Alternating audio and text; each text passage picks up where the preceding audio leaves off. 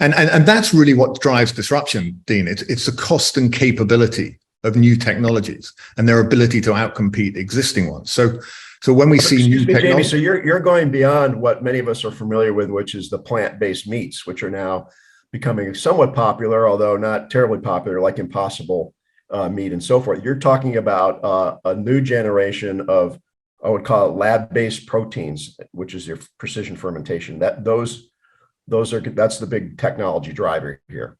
Precision fermentation is one of them. Also, cellular agriculture, the ability to start with a single cell and grow meat essentially.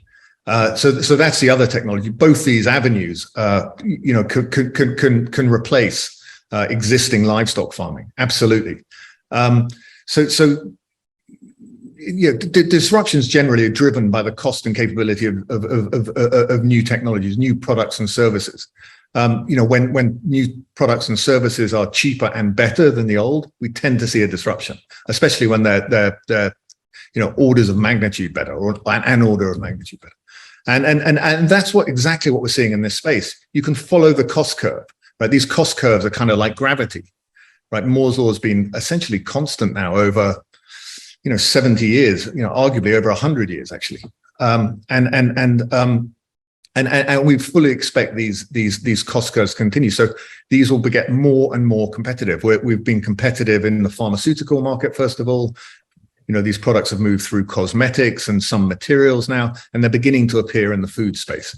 And yes, absolutely, Impossible Foods uses one of these products in their burgers. It gives the kind of meaty flavor to the burger, but they still produce the rest of the burger from plants, right? Pea protein, coconut fat, and so on.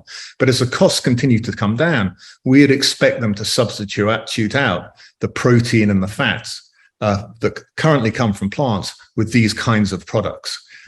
They're not quite competitive enough to do that today.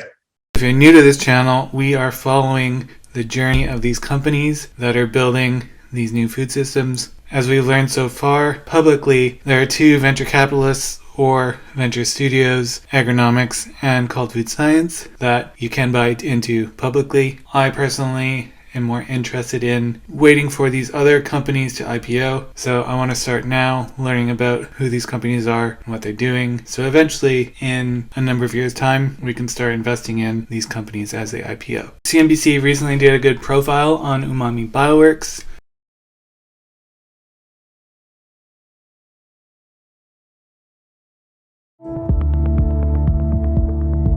Many of the industries we have today have been run extractively for the last few centuries, and we're reaching a tipping point in terms of not having sustainable supply to keep producing the products that we eat every day.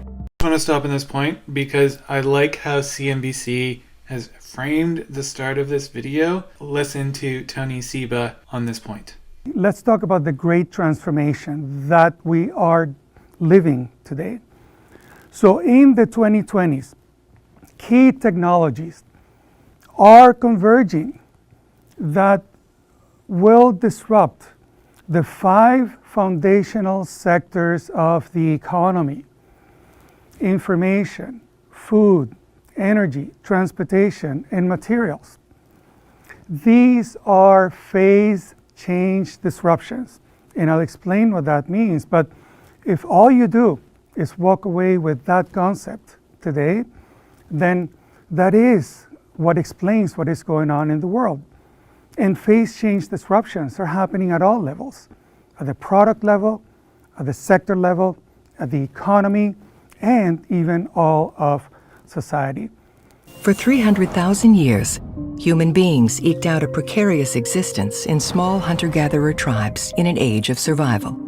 Then, around 10,000 years ago, different groups around the Fertile Crescent began experimenting with plants and animals as they created the first permanent settlements. After millennia of experimentation, they broke through the constraints of foraging, enabling a new system of production with extraordinary new possibilities. Human groups grew from the hundreds to the thousands as settlements and agriculture evolved together. With a growing food surplus, higher population densities, and new problems to solve, we found ourselves with time, the need, and the resources to innovate. Unwittingly, humanity had entered a new age, the age of extraction. The new model, based on the exploitation of scarce resources and people, created a world of zero-sum competition. To survive, societies were forced to grow or be outgrown, to exploit or be exploited. This growth imperative hardwired environmental degradation and inequality into the system. Anything which might slow growth was selected against in an evolutionary struggle. Growth itself became necessary for survival. Some 3,000 years later, another convergence saw the world's first major city, Uruk, explode onto the scene. The development of writing, new technologies like the wheel, irrigation, and the plow, along with new materials like copper and bronze, transformed the entire system of production. Alongside Uruk's incredible technological breakthroughs in information, agriculture, energy, materials, and transport, new organizational capabilities emerged to harness the potential, manifesting in hierarchies, money, taxation, written laws, and military strength. The population exploded from a few thousand towards 100,000 within a few centuries. But in the age of extraction, progress comes with pitfalls. Just as no one orchestrated the rise of Uruk, no one foresaw its demise, as the growth imperative drove it to expand beyond its limits. Entering a death spiral of famine and violence within a few centuries, Uruk collapsed into a dark age. Leading civilizations from Babylon to Egypt to Rome inevitably rose and fell through the same life cycle. They came from the edge, grew, breached limits, then collapsed. The experimentation and adaptation that led to their rise from outsiders to empires hardened into unalterable dogma. The inflexibility made them fragile and vulnerable to the crisis generated by their own growth, from pandemics to soil degradation to civil unrest. Their inability to see what was really going on left them looking inwards and backwards, desperate for stability and certainty, incapable of making a different choice. The unavoidable result each time were efforts to patch up an order already in decline, demanding more walls, more blood sacrifice, more priests, more power to the center, or more of whatever might have worked before. Yet doubling down on the old only accelerated collapse. The cautionary tales from empires past mirrors this moment. The crisis we are facing today are extensions of the pattern of breakthrough and collapse humanity has witnessed before. Today, incredible technologies across the 5 foundational sectors of the production system have opened a window into an unprecedented new possibility space. For the first time in history, we can see this convergence and recognize its implications. We need no new technologies, just continuing exponential improvement in cost and capabilities, driving rapid S-curve adoption. Together, they unveil a pathway to a whole new production system and the inevitable collapse of the old. Our ability to process and communicate information has already been transformed. The smartphone, combined with the cloud, AI, and the internet, has reshaped our lives from a world of centralized broadcasting, book publishing, newspapers, radio, and TV, to one where billions of producers and consumers can connect directly. Just as the printed book saw church and state lose control over information, today's information revolution proves how outmodeled are the centralized ways of managing society. The information revolution has rippled out and begun disrupting everything else: retail, dating, entertainment, banking, transport, materials, and food. Our food system is being transformed as we learn to make affordable, high-quality proteins and other molecules without the need to grow plants and animals. The DNA of a single soy plant or chicken will be enough to create an unlimited quantity of soy or chicken proteins. Our newfound ability to design and produce infinite organic compounds, like we design apps or videos, will likely distribute the power to engineer our own food cheaply, sweeping away the industrial dairy and meat industries. Information breakthroughs and a convergence of AI, robotics, nanotechnology, and precision biology mean we can now 3D print furniture, entire homes, and even human organs. Solar, wind, and battery power have converged to become cheaper than oil, gas, and coal. The cost of solar is becoming so low, declining costs will make fossil fuels obsolete within a decade, enabling us to affordably build a massive oversupply of energy. Zero-cost superpower, getting us through the darkest days of winter, electrifying everything and allowing everyone to generate, store, and sell electricity in the same way we exchange information. Transport as a service, where electric vehicles, ride-sharing, and AI are converging to make on-demand, electric, and then autonomous electric vehicles the norm, will permanently end the reign of individually owned polluting combustion engines. The costs will drop so far as to make transport effectively free. Just as cars not only replaced horses, but created whole new industries, today's technology changes are already happening faster with greater second and third order effects than incumbents anticipated. These sectors don't exist in isolation, they interact. That's why improvements to communications are transforming transport, changing how we work, shop, educate, and entertain ourselves. And yet, trapped by their tunnel vision, our leaders are blind to the possibilities. They see small-scale, incremental change. We see epic cascading disruptions that can trigger a tsunami of change that will transform civilization.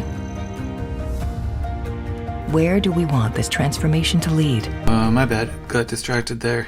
Let's get back to Umami Bioworks. Seafood in particular is a critical area because we have overfished nearly 90% of the oceans. And so with population growth expected before mid-century, we're going to have a food shortage of seafood unless we can produce additional food from a different source. My name is Mihir Prashad. I'm the founder and CEO of Umami Bioworks. We work on developing a platform for manufacturing of cell-based products. This is the Umami Bioworks office. Here we have several of the applications that we have developed and are developing and showcasing right now. Currently, we're working on a range of species, including eel or unagi, bluefin tuna, red snapper, lobster, and prawn. We look for species that are endangered, threatened, or protected, and have high demand and name recognition from consumers, but that can't be easily grown on farms economically. So let me take you over to the lab where our team is working.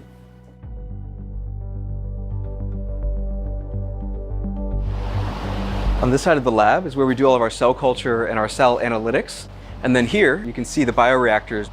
The simple process broken down is we get a fish from a veterinary approved source and we take a biopsy, and from that tissue sample we isolate the cell type we're looking for, and we put it through a single cell cloning device. So that allows us to separate the cells, which means each of them has their own unique genetic identity. And we go through what we call cell breeding, which means selecting the cells that have the right traits. Then we grow those cells to the point that we can start doing screening for media development with two focuses. One is remove all animal components from the media, and the second is to reduce the cost of the media. And then the last real major step is converting the media formulation and the cell line that have been established into a process that grows in the bioreactors and that scales. Once all of that is done, we can send it out for food safety testing. This is my colleague Nimping, who will tell you a little bit more about our early stage process. Hi, follow me to my workstation. The culture media is a very enriched broth that contains a lot of macronutrients, micronutrients that the cells may need. Right now I'm seeding the cells, and after which I'll be topping up some of the extracts that we have prepared. So we're doing everything now inside a biosafety cabinet because we don't want bacteria to get in. So now I'm going to add some of the extracts into some wells because we just want to test how well this is doing in combination with other extracts. Okay, so now the plates will be left to incubate for a fixed duration, and after which we'll remove the plates, stain them, and then use the imager to analyze the cell count. Then we'll use our software to optimize the brightness, the contrast and exposure so that we are able to see the cells in a clearer way. At the end of the entire process, we'll just have to consolidate the data and then we will analyze it so that it can help us optimize our media formulation. And then from here, we will pass on the best media formulation that we have to Arijit, who is in our bioprocess team, so they can use this to help him scale up in a bioreactor. I'm Dr. Arjit Das, a research scientist and also group lead in bioprocess upstream development. In this R&D lab, we grow the cells. Initially, when we get the media, we add up the cells in the spinner flask, and then we have to multiply the cells for like 3 to 4 days, and after multiplying, we'll expand the cells to the next higher spinner flask. And after 4 days, when the cell has been multiplied, we'll be shifting it towards the bioreactor.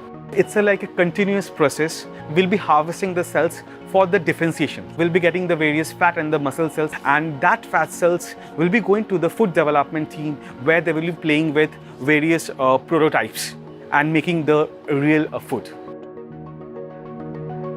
Our goal is actually selling production capacity as opposed to making finished products, to basically be a technology partner. Our core platform brings together stem cell biology, machine learning, and industrial automation. We anticipate having products launching in 2025 with regulatory approvals in, we hope, at least 2 countries. But right now, we're starting with high-end premium products like eel, where consumers might pay $200 or $225 a kilogram. But over time, we see a clear path to being able to deliver 50 to 70% cost reduction from current prices. It's about creating a narrative that is compelling and understanding why consumers might want it. For some, that might just be no mercury, no microplastics. But for others, it might be a fish that doesn't taste so fishy, but is high omega-3. So we have the opportunity to really find an identity that actually meets an unmet desire that consumers have today. There's a dark side to coffee and chocolate, and it's not just a matter of taste. The production of both commodities has been linked to deforestation and child labor. That's why Sacramento-based startup California Cultured has made it its mission to change how both staples are made. Founded in the summer of 2020, the company's building a new lab to expand its production capabilities. Alan Perlstein is California Cultured's founder and CEO. The process of making traditional chocolate bars versus your process is quite different. Walk us through the steps and what the difference is between the two. Ever since cocoa was domesticated in South America, the process was that trees would take about 3 to 7 years to mature. Then about once to maybe twice a year, you have a flower, and then it takes another 5 to 7 months for it to grow. Then it has to get harvested. The beans have to get fermented. Then they get shipped. The shells get broken up and then turned into cocoa liquor. And eventually that gets squeezed into cocoa powder, cocoa butter. They get combined at different ratios to produce chocolate. What we do is we are still starting with basically a little living bean. So instead of planting it, we basically put it in a liquid environment, and we trick the bean over thousands of passages to sort of grow the way that we want. So we're directly growing the tissue that basically gets turned into chocolate. How do you trick the bean? I've never heard of that phrase before. So many plants usually grow in the ways that they do, usually because their next door neighbor cells basically excrete these phytonutrients that basically tell the cell what to do. And we read and developed our own process to read all of these instructions. So we sort of combine them in different ways through our media to communicate to the cell how it should grow. Creating a new cell line, though, is a labor of love. It takes a minimum of 6 months and up to 3 years. Once you actually have this cell line, it's roughly about a week's turnaround time for when you start the growing process to when you're harvesting basically finished cocoa. We see the future of it is if a company wants to have X hundreds of thousands of tons, they would tell us we want it to taste like this, to smell like that. We put in the right cell line, and within a couple of days later, we're able to sort of deliver a very large amount of cocoa. At first, consumers will need to pay a premium price for the company's products. But as capacity increases, the goal is for the cost to come down. As for tasting, we've seen about 8 out of 10 currently can't really tell the difference between what we're making and traditional chocolate. I had to find out for myself. Hi, welcome to the California Cultured Food Lab. I'm Steven. Nice to meet you. Nice to meet you. Thank you. Come on in. So I met with California Cultured's head of strategy and chocolate making, Steve Stearns, for a chocolate making and tasting session. Steve is no stranger to food innovation. He worked at the 3 Michelin star restaurant, Noma, which has been named the world's best restaurant 5 times. So Steve, you're going to walk us through the process of creating cell-based chocolate. So Yeah. why don't we get started? So the first step when we take the cells from the science team is we ferment the cells with yeasts that you might find on conventional cocoa farms. Next, we would take those cells after they're dried and we would throw them in a roaster, which is what you would typically find in a conventional chocolate making process as well. There's a lot of precursor molecules that get made during fermentation. Okay. Those precursor molecules combine during roasting to give you chocolatey notes in your finished chocolate. And what notes will be in this? What type of chocolate is it? This one's a very fruity and cocoa forward chocolate. Smells great. Yeah. So you can see some of the liquid chocolate that gets ground down to a really fine size. Next, the chocolate liqueur is poured into molds and tempered to give it a shiny look. No additives or chemicals are used through this process. For this particular batch, Steve mixed 5 ingredients: the all-important cultured cocoa powder, as well as normal cocoa powder, cocoa butter, sugar, and lecithin. Now, the moment of truth. Well, should we taste some chocolate? Absolutely. All right. Feel free to grab a bean, and I'll taste it with you. And just let it kind of melt in your mouth. It's good. It tastes like chocolate. It tastes like chocolate that you would buy at the store. I like it. And what's the marketing plan for this once you hit the market? We want to make the biggest impact on the chocolate supply chain that we can. And we feel the best way to do that is to try to meet the growing demand that's happening in the chocolate industry with the dwindling supply. And so we want to co-brand products with those chocolate companies. Made with California. Exactly.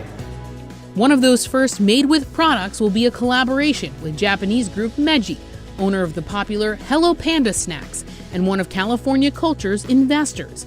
Target market launch date sometime in 2025 or 2026. There are hurdles, of course. Bean sourcing needs to comply with anti-biopiracy laws for one. Oh, and it all still needs FDA approval for human consumption. The chocolate market is seen having an annual growth rate of 5.1% through to 2032. To help tap into that, California Cultured will need to increase production significantly and lower its price point to entice us, the consumer, to bite. We'll catch you in the next video.